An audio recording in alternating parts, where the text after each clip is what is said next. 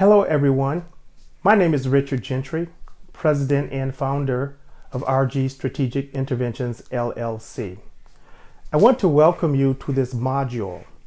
I'm going to share some information that is very relevant for those of you who are working with children, be it in juvenile justice, child welfare, or in the academic setting.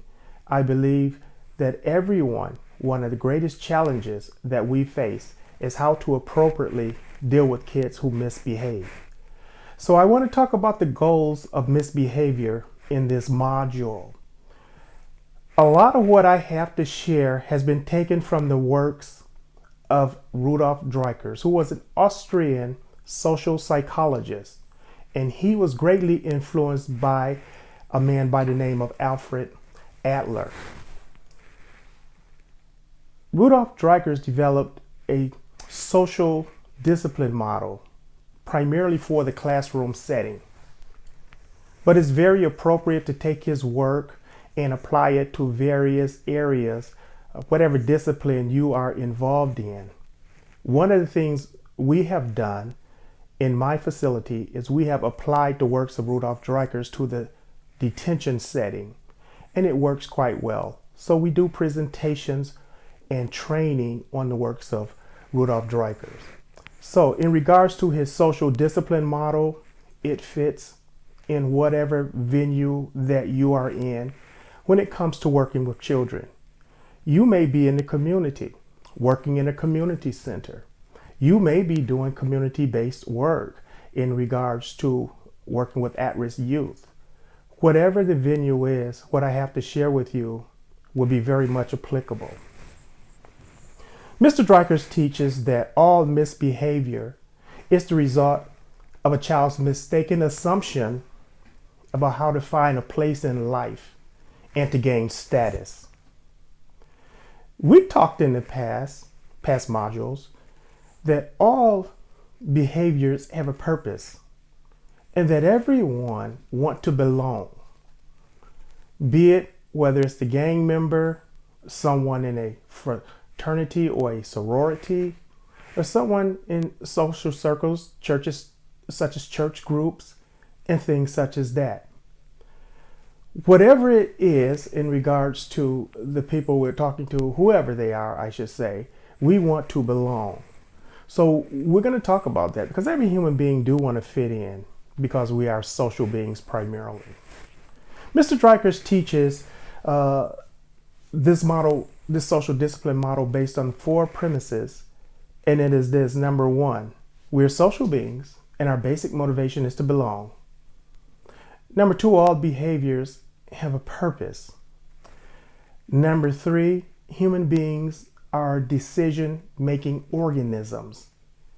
And because we are decision-making organisms, we do see the world through our own lens.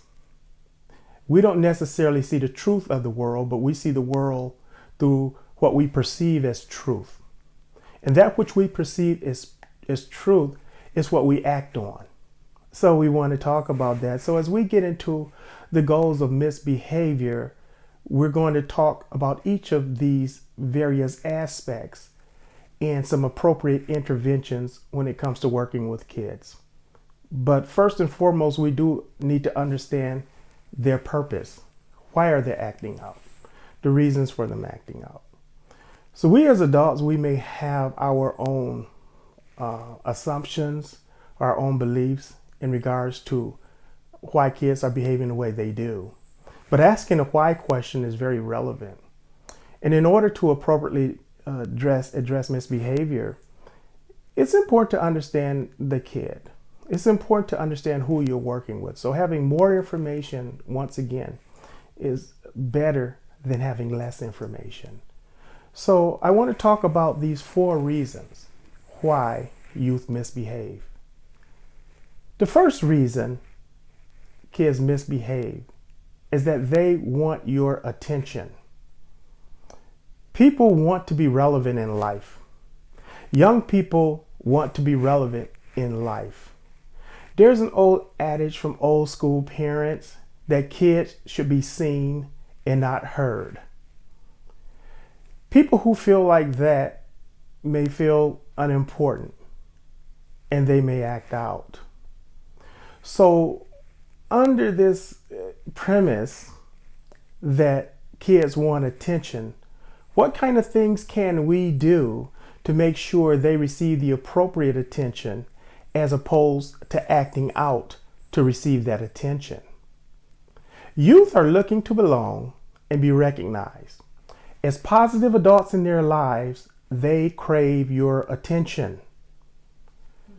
I strongly encourage you to reach out to young people, even if they're not acting out, to make them relevant, to have conversation with them, to recognize their achievement, to encourage them for their efforts, to praise them for their accomplishments. And even when they miss the mark, appropriate positive feedback, working through situations with them is very important. People want to be acknowledged. They want their achievements to be honored and recognized. And as we are conscious as adults that kids crave our attention, we should make it a priority when we're working with them to give them positive attention. If young people are receiving positive attention, then there's not really a need for them to act out in a negative way to obtain our attention. Because the bottom line is this: whether they're getting positive attention or negative attention, they are obtaining our attention. So kids tend to act out oftentimes because they want to be heard, they want to be acknowledged, they don't want to be minimized. And if they feel that way, they may act out in an adverse way to get your attention.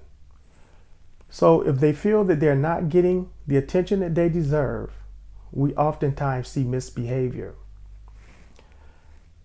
A strategy that we employ when kids tend to act out for attention is a concept that we call planned ignoring or tactical ignoring. It's not a common term, but let me break that down. As a general rule, we should ignore minor misbehavior as long as it's not significantly disruptive to the environment, while at the same time reinforcing the positive behaviors of others around who are doing the appropriate things and exhibiting appropriate behaviors. Now, how does that work? If it's true that kids want attention from you and they're acting out to gain your attention, we can negatively reinforce behaviors exhibited by kids who are acting out by giving them attention. It's a natural thing when we see someone doing something that they should not be doing, they're misbehaving in some way, to intervene and say, don't do this or don't do that. You know you shouldn't be behaving this way. Maybe that's what they want. Maybe they want your attention. Maybe they want your time, even though they're acting out in a way that they know they should not be. So with planned ignoring or tactical ignoring, we want to strategically ignore that misbehavior while simultaneously providing reinforcement to those around us who are exhibiting the behaviors that we want. As a result, that person that's acting out will see that we are providing attention to the people who are doing what they are supposed to do, and eventually they will join in and exhibit appropriate behaviors as well. And once they start exhibiting the appropriate behaviors, we will provide reinforcement to them, just as we have with the others. A student who seeks attention should not receive it when he or she acts out. To give attention for inappropriate behavior will be playing into that student's plan, and it will not help that student learn how to behave appropriately in the group. So when kids are seeking attention, these are some things, some basic things that you want to keep in mind. The second reason that youth misbehave is because they are struggling for power. How do we respond to a youth that's struggling for power, or he's a youth that's committed to engaging in power struggles with you? A kid that struggles for power, number one, tries to control either the situation or the adult. We need to be reminded that each time that a young person can negate a directive or an order from us, that person wins. Conflicts through arguments as a first sign of a kid that exhibits power struggles. And we want to be cognizant of the fact that the moment we engage in power struggles with a youth, that youth has achieved his or her goal. What is a power struggle? Oftentimes we see people trying to make a point, and this person's trying to make a point and the other person's trying to make a point, and one person wants to prevail over the other person. This oftentimes happens with professionals who are working in our field, trying to get a kid to follow a directive, trying to get a kid to do what's right can result in a back and forward confrontation. And some of our young people are very good at tying adults up in these kind of skirmishes, if you will, these verbal altercations. But the adult need to understand that when they engage a youth in a power struggle, basically what they're doing is they're reducing themselves to the level of the acting out person. So it's very important to understand that we want to be at a level where we can simply state a directive and expect that directive to be followed without engaging in too much of an explanation, although we want to be clear. But we don't want to get into a back and forward type skirmish that can diminish your authority, because keep in mind that other people are watching you. Other residents, youth, students are paying attention to how you are dealing with that situation, with that acting out kid. There's a term that we use in the field called picking up the rope. Oftentimes kids throw that line out to you with hopes that you will pick up that line or pick up that rope, and then the contest begins. But we want to not pick up the rope. We don't want to engage in a situation where it can be very time consuming, can lead into an emotional display by the staff, where the staff no longer becomes professional, because power struggles can oftentimes lead a staff down the road where they become less professional and resort to intimidation, threats, condescending remarks. Because I said so, because I'm the staff. You do it because I'm the adult. You do it because I'm grown and you're a kid. Those kind of things. I witnessed a staff one day. He was running a group. A kid was misbehaving and they involved themselves in a power struggle. And so when the supervisor came to the scene and processed the situation with the staff said something to this effect: I confined David to his room because he wanted to argue and engage me in a power struggle.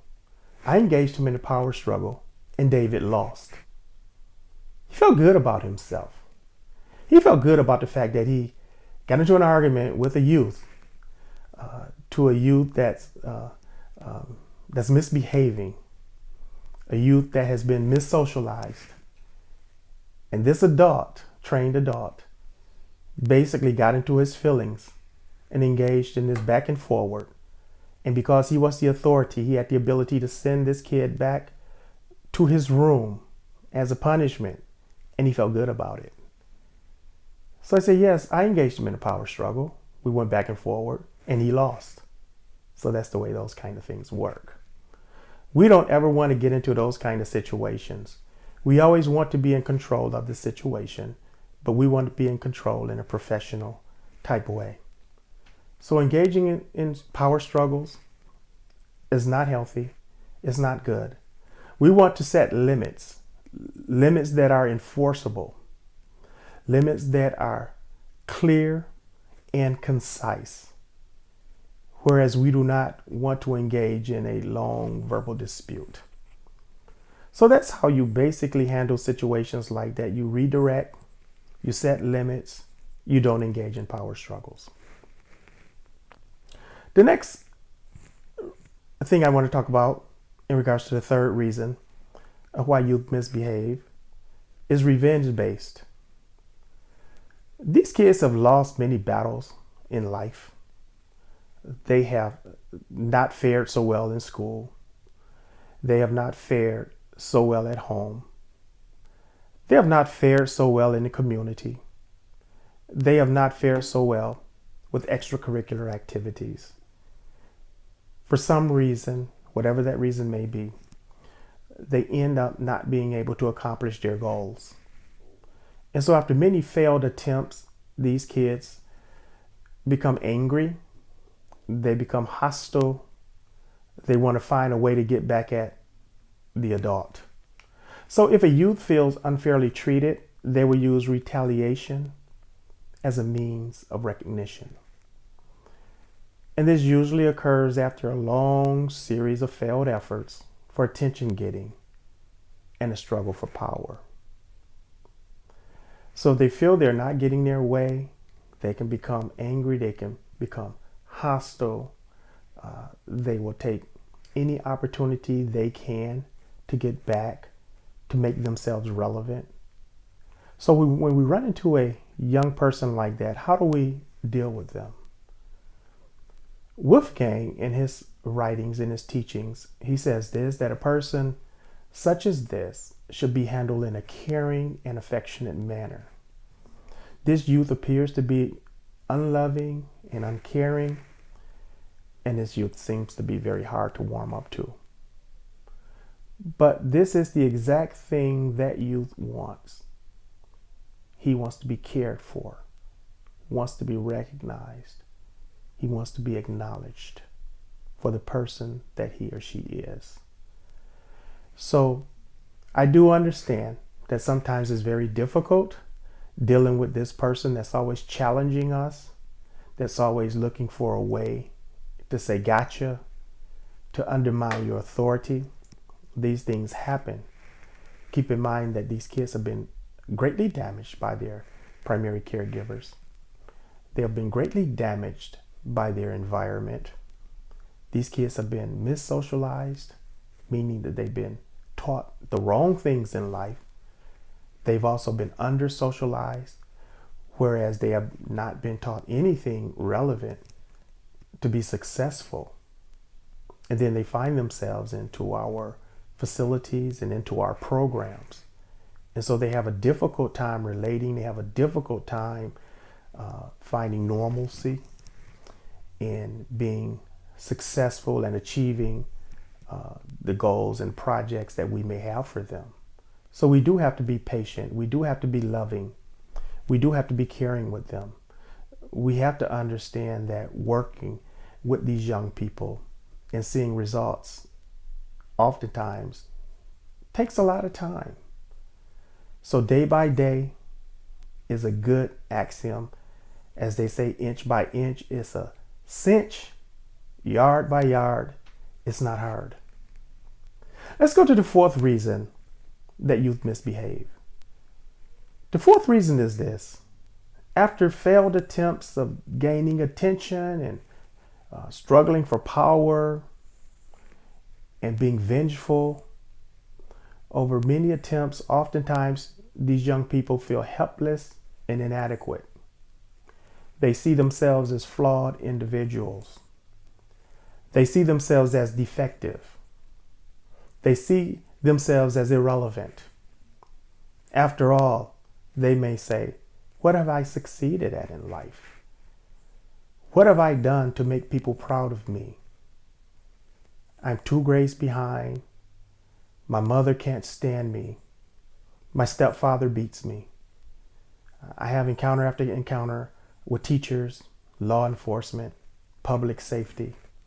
My peer group's a negative group. I find myself in all kind of hostile conflicts. Life isn't worth it. I shouldn't have been born. My life is irrelevant. These young people often come to us thinking like that. They feel inadequate, they feel helpless, they feel that there's no hope. This youth has given up and no longer cares what happens to him, no longer cares about being successful. They will be seen behaviorally as not caring about your consequences, not caring about any restrictions you pose on them. They don't care about being involved in social circles at this point. They seem lethargic, and basically they don't want to comply with your directives.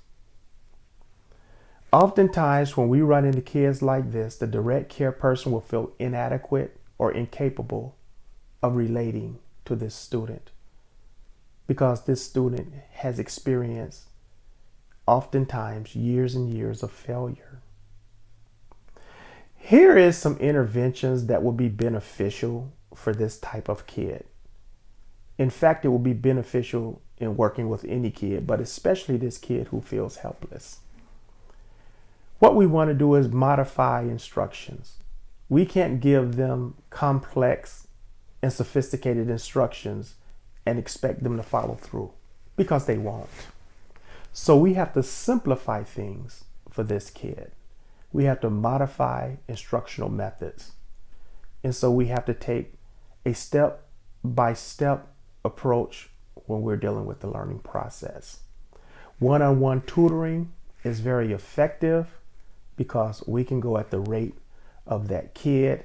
That kid won't feel the pressure of others around them and trying to keep up, which will foster more inadequacy and helplessness if this kid can't keep up with the group. So tutoring and working with this kid one-to-one will be very, very helpful. Teaching this kid to engage in positive self-talk. That's a very powerful thing there. We do a lot of teaching on self-talk, positive self-talk, in CBI, cognitive behavioral interventions. We teach young people how to engage in appropriate self-talk because what we think about ourselves leads to how we feel about ourselves, and how we feel leads to us to behave or act a certain way. And we know that actions bring about certain consequences. Those consequences can be good or bad. So teaching appropriate self-talk is important when working with these kids. Teaching self-talk will help them to be able to believe that they are worthwhile, that they can accomplish tasks, that they can set achievable goals, and then we'll reinforce that. It will reinforce that. We want to help them to focus on past successes, even though these past successes may be hard to find. Anything that we can find or locate that this kid has been successful at, we want to bring it up. We want to make a big deal about it. We want to keep those successes in front of this kid's sight. So you've done it yesterday, you can do it today. Another thing we can do is make the learning experience fun. Make it fun and tangible. So as we engage with activities and assignments, and we create a forum where the kid can enjoy the learning experience, that will build that kid's self-esteem and they'll feel better. And finally, we want to recognize achievement. Recognizing the fact that they can do things, that they can overcome things, that they are worthwhile, that they can be successful will go a long way with this population. And so more often than not, this is the kid that we're working with. This kid has been through possibly many foster care situations, many foster homes, many different residential programs. Maybe this kid has been in and out of psychiatric hospitals, may have had any number of probation officers working with them, a lot of involvement from the state into their home, trying to figure out what's best for the family, what's best for the kid. And so this kid oftentimes has just been through so much. So for us, being patient, understanding the history and the background of this kid, understanding the mentality of someone who has been through situations such as this kid has been through, will greatly benefit us in working effectively with this population. So I want to conclude on that note, and I want to thank you once again for tuning in, whether you have tuned in through YouTube. I do want you to hit that subscribe button so you can catch future modules and presentations that will be beneficial for you. I want to thank you if you tuned in through my website, which is RG Strategic Interventions.com. We would love for you to continue to check in and engage us in presentations. We'll be producing presentations. We have a lot of them on our website, and you can access lots of presentations through YouTube. So I want to thank you again for checking in, and until next time, you have a great day.